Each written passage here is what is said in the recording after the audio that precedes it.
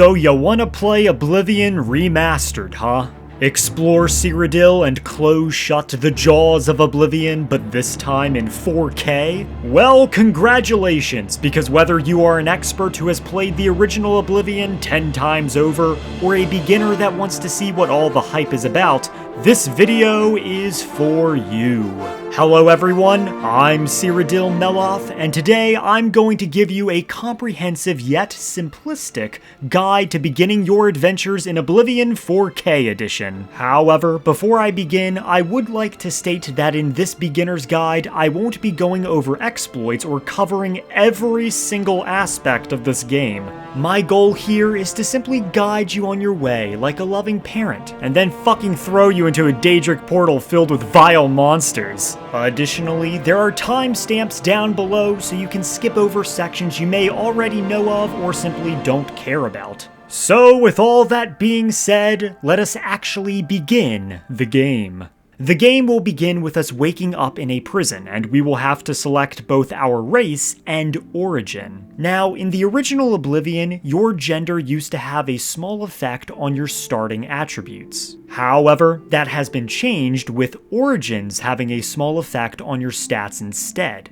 Which is an addition I actually like, as it enhances role-playing potential, and I hope they will add a similar feature to the Elder Scrolls 6 when that comes out in 69 years. In Skyrim, race didn't really matter as much, however in Oblivion, your race matters a little bit more as it will determine your starting attributes. Don't get me wrong, you can still play a High Elf Barbarian or a Redguard Wizard, but if you're beginning the game, you probably want a little bit of an edge. Before highlighting which race is better at what, let us quickly go over what each attribute does, as there are some differences in the remaster. Strength allows us to deal more damage with large weapons like long swords, axes, and warhammers, as well as our bare hands. Strength increases our carry weight, with each point of strength adding 5 points to our base carry weight, giving us a total of 500 carry weight at 100 strength. And lastly, strength will slightly increase our health, but not nearly as much as endurance will.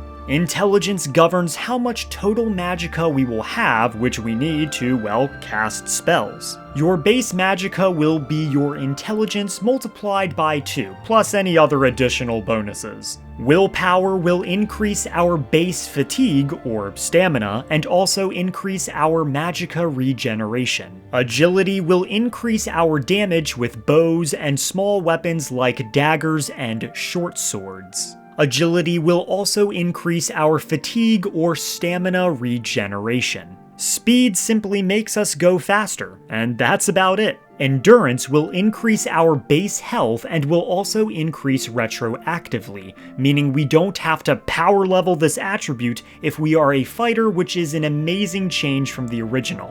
Endurance will also increase our health regeneration when outside of combat. Personality will allow people to like us more and increase everyone's disposition towards us, and improve our ability to haggle with vendors. And finally, the infamous luck attribute, which slightly increases our skills like blades and destruction, and a few other really minor things that don't really matter much for beginner players. When it comes to attributes as a beginner, I would recommend avoiding personality and luck, as they won't really matter much in the grand scheme of things, and there are more important attributes to level. I would also recommend avoiding speed unless you are playing a ranged character like an assassin or full-on mage, because it typically isn't as useful as the other attributes. So now that we have covered attributes, allow me to tell you what each race and origin is better suited for.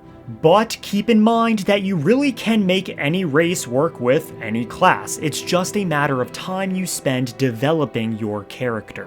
Argonians are better at being assassins and mages. Bretons make formidable mages, and especially battle mages due to their magic resistance. Dark Elves are more well-rounded, however they lean more towards being assassins or spellcasters. High Elves are better suited for full-on mages. Imperials are also quite well-rounded and can do anything but work best as knights and or other warriors. Khajiit work best as assassins. Nords work best as warriors and barbarians. Orcs also work best as warriors, however if you choose the Orsinium origin, they also make formidable battle mages as well. Red guards make excellent warriors and swordsmen. And lastly are wood elves, who work best as archers, be them stealth archers or combat archers. For the purposes of this video, I will be playing a Vvardenfell Dark Elf. Now, after following around the Emperor and his boys like a lapdog, Emperor Uriel Septim will give us an astrology reading. And we will be able to select one of 13 birth signs, which will give us a permanent boost for the entire game.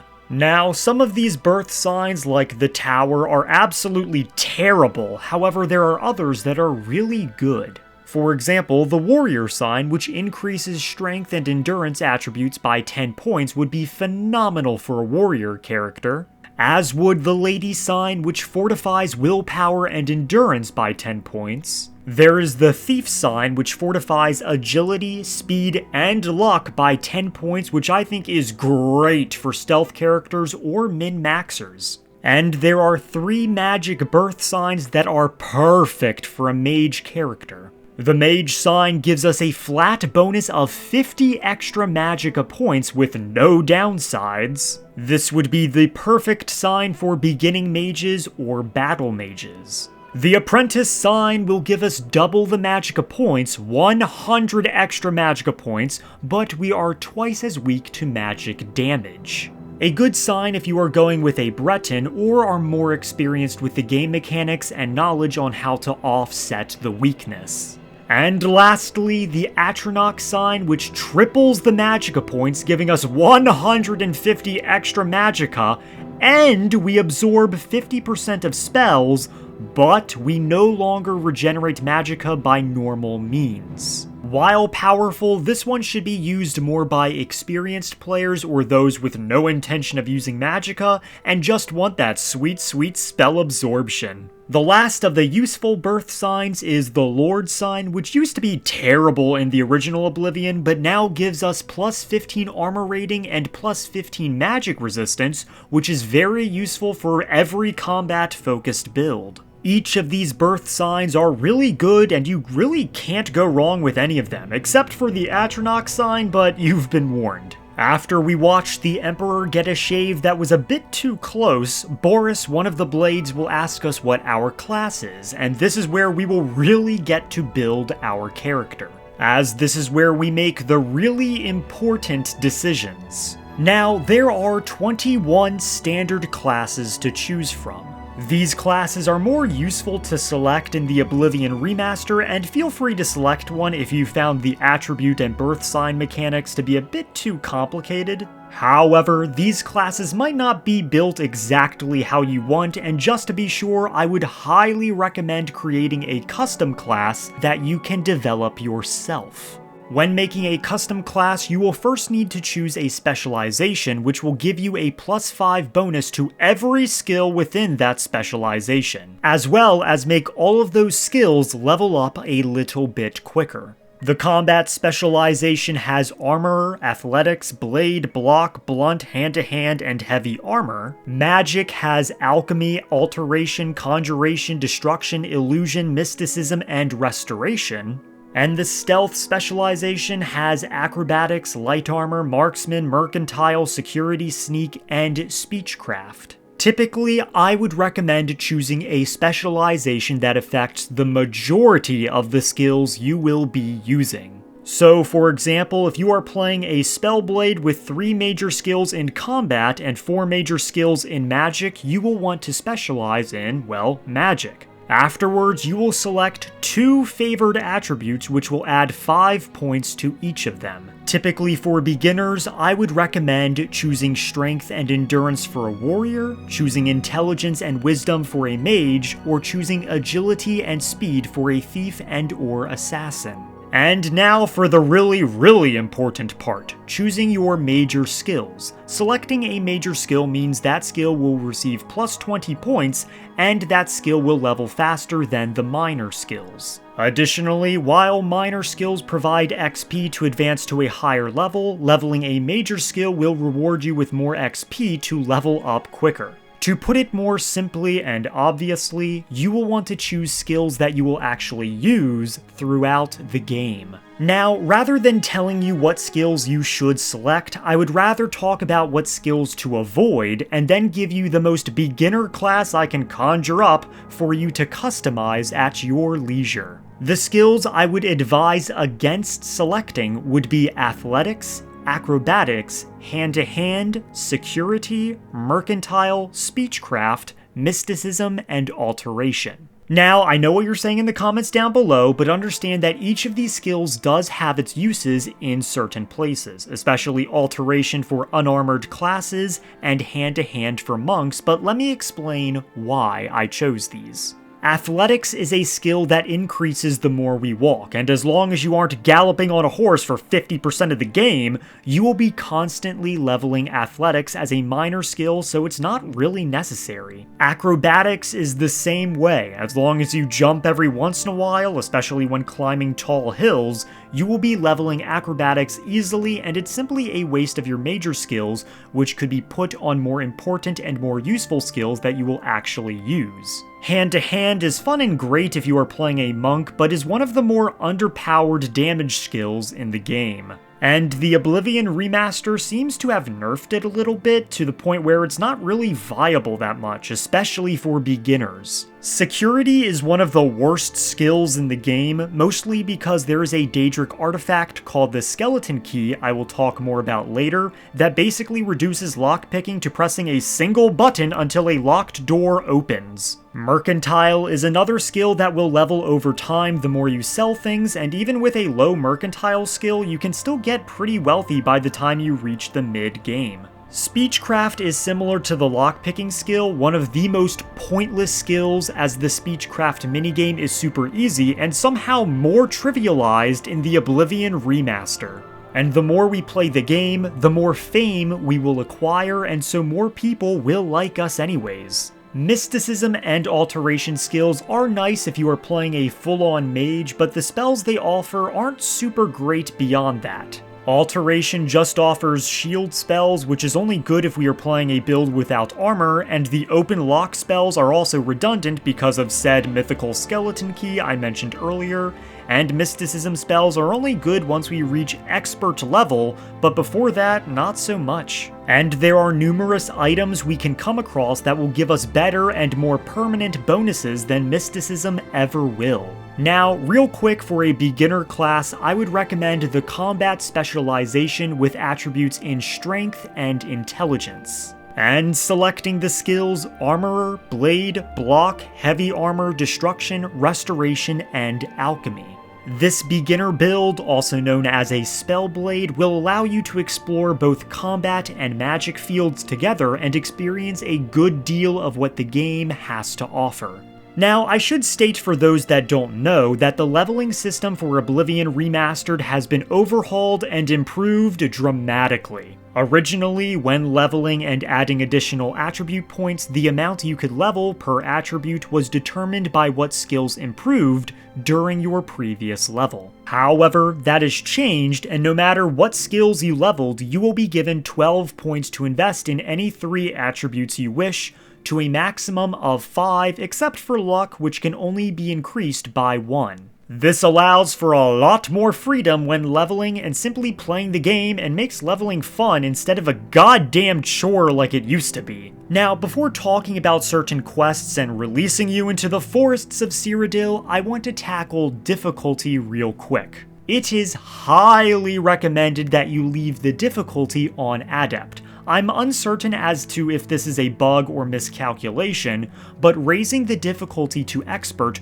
will triple enemy damage and make you deal nearly half damage. This is a dramatic hike in difficulty, and not even remotely close to Skyrim's difficulty system, as Expert is more akin to Legendary difficulty in Skyrim. And don't even think about Master difficulty where you take quintuple damage and deal 20% damage, which is insane. Hopefully this will be fixed soon, but keep that in mind. Unless you're being a masochist, then go for it, I fucking guess. Now, when beginning the game, I would highly recommend going to the Imperial City Marketplace to sell off any loot from the tutorial dungeon, and then afterwards I would recommend doing 2 quests before reaching level 2. These quests involve keeping certain weak NPCs alive in order to get the highest reward possible, and doing these quests after level 1 will make it exceedingly harder to get the best reward.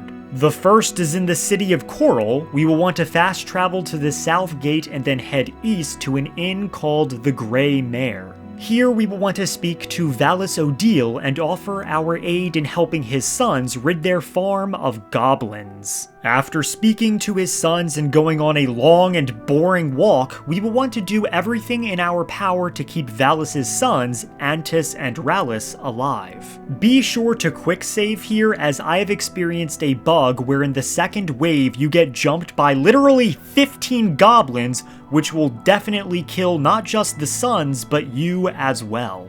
But after dying and reloading, the waves of the goblins becomes much more manageable. Even at level 1, it can be difficult to keep both alive, but in doing so, we will receive compliments from Valus and a unique item called Chillrend, which may be familiar if you have played through the Thieves Guild questline in Skyrim. The weapon is honestly pretty useless at low levels, but since you need to keep both sons alive to get it, it's almost impossible to get the higher leveled version of it anyways. However, if you encounter a ghost which can only be killed with enchanted silver or daedric weapons, it will come in handy. Besides, listening to Valus react to the death of his sons is so fucking depressing, you've been warned. Next, we will want to fast travel to the city of Cheydinhal and join the Fighters Guild there. Speak to Burz Grokosh and his crazy looking goatee and ask for an assignment. He will send you to Desolate Mine, where you will give the fighters there a shipment of weapons, because they are fucking idiots and somehow forgot or lost their original weapons. Now, the reason we want to do this quest at level 1 is because we will get a bonus reward of gold and fame if all 3 of these dumbasses stay alive.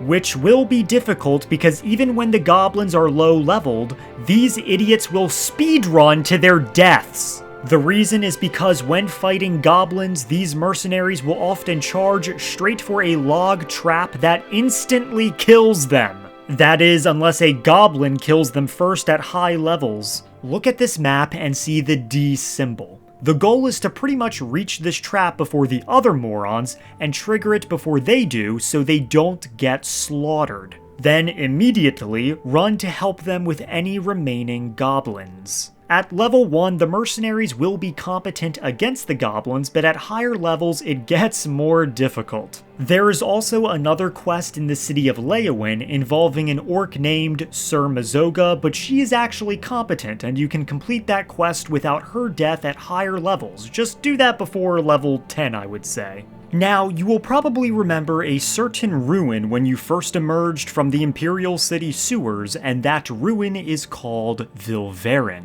I would recommend going and clearing out Vilverin, as it is a nice little dungeon that gives you a nice introduction to how dungeons work in Oblivion. I won't go through the entire ruin, but in the second area past the bandits, be aware that there are some secret pressure plates that can access secret parts of the dungeon, giving you more loot to acquire and skeletons and zombies to fight, as well as a necromancer.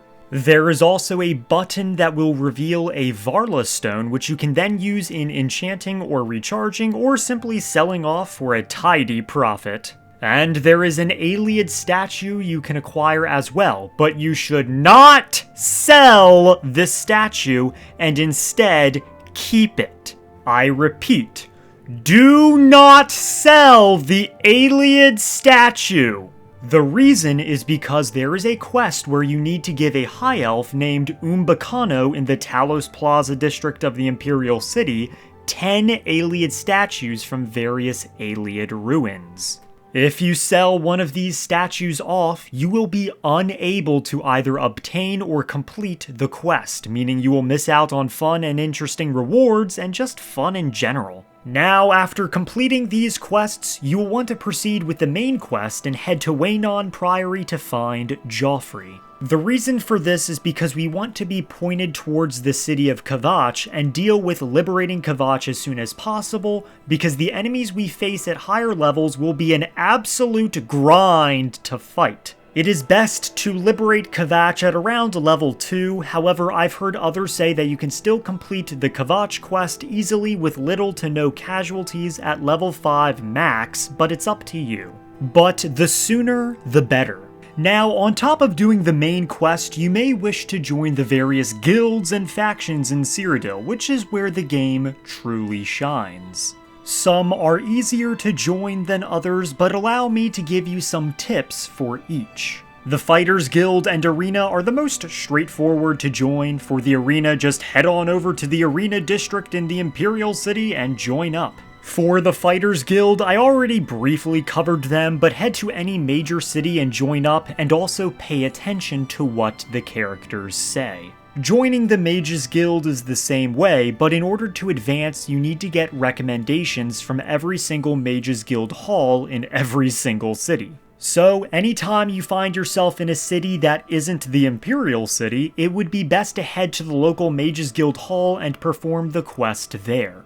They are typically super simple quests like the one in Bruma, just be sure to keep track of where you have done quests and where you haven't. The Thieves Guild is a little trickier. The easiest way is to read the wanted posters for the Grey Fox in the Market District of the Imperial City and then speak to a beggar. But the beggar will only tell you how to join if you have a high disposition with them, so be sure to play the persuasion minigame or bribe them a bunch. Another way is to get jailed for stealing an item, from a prized gem to a ball of yarn, as an individual from the Thieves Guild will give you information on joining once you are released. Now, unlike the other factions where you rise through the ranks by doing jobs and quests, the only way to rise through the Thieves Guild is to sell stolen items to a fence. In order to play every fun Thieves Guild quest, you will need to fence 1,000 gold worth of items. Quickest way to do this is to go to every store in the Market District, from the Red Diamond Jewelry Store to the Best Defense, and pawn all those stolen sweet items off to Ongar the World Weary. The last is the Dark Brotherhood, and for this one, you will simply need to kill an innocent civilian and then go to sleep afterwards, as you will be contacted by the glorious Lucien Lechance. The easiest individuals to kill to get in the Dark Brotherhood would be the Kimona Tong thugs that reside at Walker Camp north of Cheydinhal. Not only will you not get a bounty for killing these individuals, but they are members of the Kimona Tong, which is a violent criminal syndicate that participates in drug running, kidnapping, torture, slavery, and pretty much every heinous crime under the fucking sun. These thugs will also respawn, so you can keep killing them to your heart's content. Now, last bit of advice when it comes to questing. If you want to truly experience everything this game has to offer, you have to talk to everyone. Doesn't matter if they are quest-important NPCs or some random bum on the street, these individuals will gossip and give you rumors, which more often than not will either start various quests or give you tips on locations to go and, well, find a quest. Paying attention to what people say is also important, so if you can't play a game without having Subway surfers in the background, this game probably isn't for you. Now, I want to speak about a few early houses you can get, as it will be nice to have a free bed and easy storage for us to put valuable items in. The first easy place to sleep and store items is in Waynon Priory itself, as the storage container we can access after asking Joffrey for help does not respawn, so we can take and remove anything from the chest at any time. The second is a free room at the Ayleswell Inn in Ayleswell, which is located north of the Imperial City. Simply locate and speak to one of the citizens who are a bit invisible and help them in a little quest.